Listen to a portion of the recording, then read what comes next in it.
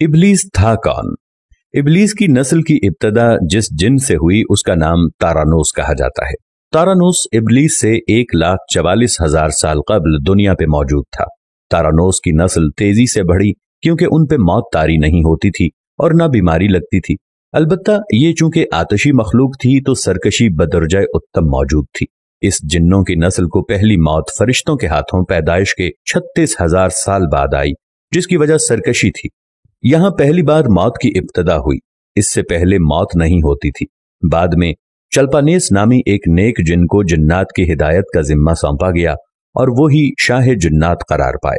इसके बाद बामोस को यह जिम्मेदारी दी गई। बामोस के दौर में ही चलेपा और तबलीस की पैदाइश हुई। ये दोनों अपने वक्त के बेहद बहादुर जिन्नात थे और उनकी कौम ने चलीपा को शाशेन का लक़ब इसके शेर के जैसे सर की वजह से दिया। इन दोनों जिन्नात की वजह से सारी कौम कहने लग गई कि हमें उस वक्त तक कोई हरा नहीं सकता जब तक शाशेन और तबलीस हमारे दरमियान मौजूद हैं। इन दोनों की वजह से कौम के जिन्नात आसमान तक रसाई करने लगे और तीसरे आसमान पर जाकर शरारत कराते थे। ऐसे में हुक्म इलाही से फरिश्तों ने उन पर हमला किया और इबरतनाक शिकस्त दी। इसी दौरान जब इजराइल अलैहिस्सलाम को इबलीस ने देखा तो सजदे में गिर गया। इबलीस शुरू ही से एक नडिर और ज़हीन बच्चा था। उसमें बाप की बहादुरी और मां की मक्कारी कूट कूट कर भरी हुई थी। उसने मलाइका के साथ जाकर तौबा का बाकायदा ऐलान किया और फिर फरिश्तों से फैज़ इल्म हासिल करने लगा। इल्म हासिल करने और रियाजत का ये आलम था कि पहले आसमान पे आबिद, फिर दूसरे आसमान पे जाहिद, तीसरे आसमान पे बिलाल, चौथे आसमान पे वाली, पांचवें आसमान पे तकी और छठे आसमान पे कबाजान के नाम से मशहूर हुआ। ये वो वक्त था जब ये फरिश्तों को सिखाता था। सातवें आसमान पे इबलीस बुक़्क़ाए नूर में रहा। हफ्त अफलाक के सब मलाइका का मुअल्लिम करार दिया गया। यहां तक पहुंचकर इबलीस ने अपनी आजजी और रियाजत की इंतहा कर दी। कमोबेश इबलीस ने 14,000 साल अर्श का तवाफ किया। यहां उसने फरिश्तों में उस्ताद सरदार अज़ाज़ील के नाम से शोहरत पाई। कमोबेश 30,000 साल मुक़र्रबीन फरिश्तों का उस्ताद रहा। इबलीस के दरसोवाज की मियाद कमोबेश 20,000 साल है। फरिश्तों के साथ क़याम की मुद्दत कमोबेश 80,000 साल है। इबलीस को हुक्म हुआ कि दारोग़ाए जन्नत रिज़वान की मुआवनत करो और अहले जन्नत फरिश्तों को अपने इल्म फजल से बहरावर करो। यूं इबलीस को जन्नत में दाखिले का परवाना मिल गया और जन्नत में भी अपने इल्म से दारोग़ाए जन्नत रिज़वान को सैराब किया और यूं जन्नत और रिज़वान की कुंजियां इबलीस के पास रहीं।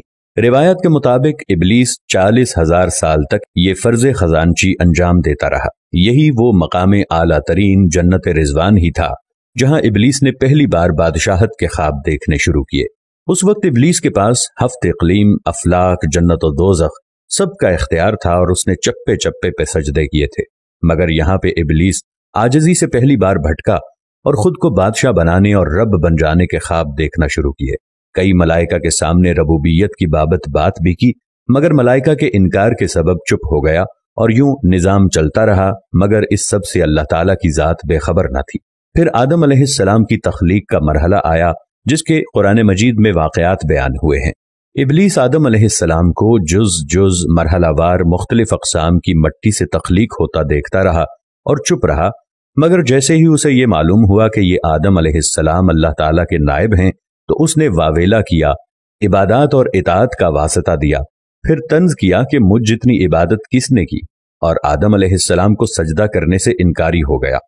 तब अल्लाह ताला ने कहा, निकल जा शैतान मरदूद।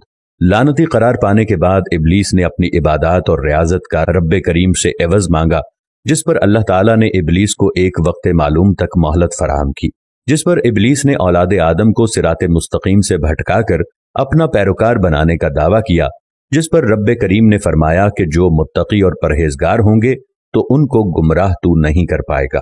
इबलीस के इस लानती काम में उसके 5 साथी हैं। नंबर 1, सब्र।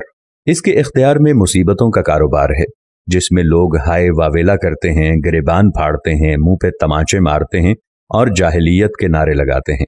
नंबर 2, और ये लोगों को बदी का मुर्तकब करता है और बदी को लोगों पे अच्छा और पसंदीदा करके दिखाता है। नंबर 3, मसव्वत। ये किज़्ब, झूठ और दरोग पे मामूर है, जिसे लोग कान लगाकर सुने। ये इंसानों की शक्ल अपनाकर उनसे मिलता है और उन्हें फसाद बर्पा करने की झूठी खबरें सुनाता है। नंबर 4, दासम। یہ آدمی کے ساتھ گھر میں داخل ہوتا ہے اور گھر والوں کے عیب دکھاتا ہے اور آدمی کو گھر والوں پہ غضبناک کرتا ہے۔ نمبر 5 ذکنیور، یہ بازاروں کا مختار ہے، بازاروں میں آ کر یہ بددیانتی کے جھنڈے گاڑتا ہے، بازاروں میں برائیوں اور فحاشی پہ ورغلاتا ہے۔ ابلیس کا آدم علیہ السلام کو سجدے سے انکار کا جزیہ حسد تھا کہ جس نے اسے مجبور کیا کہ میری جگہ آدم یعنی خاک کو کیوں ملی۔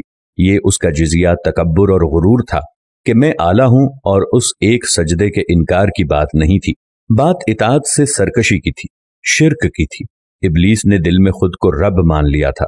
اسی شرک عظیم کی بدولت ابلیس تا قیامت رسوا و لعنتی ٹھہرا اور اولاد آدم کو بھٹکانے کے لیے آزاد قرار پایا۔ حاصل نتیجہ یہ ٹھہرا کہ رب کریم کو انسان کی عبادات، عاجزی، علم و دانش سے کچھ غرض نہیں ہے۔ رب کریم صرف دیکھتا ہے کہ دل میں اطاعت و فرما برداری کتنی ہے۔ اسی بنیاد پر تقوی اور پرہیزگاری کے درجے قرار پاتے ہیں۔ اللہ کریم ہمیں اپنی نیت کو درست رکھنے کی توفیق عطا فرمائے، آمین یا رب العالمین۔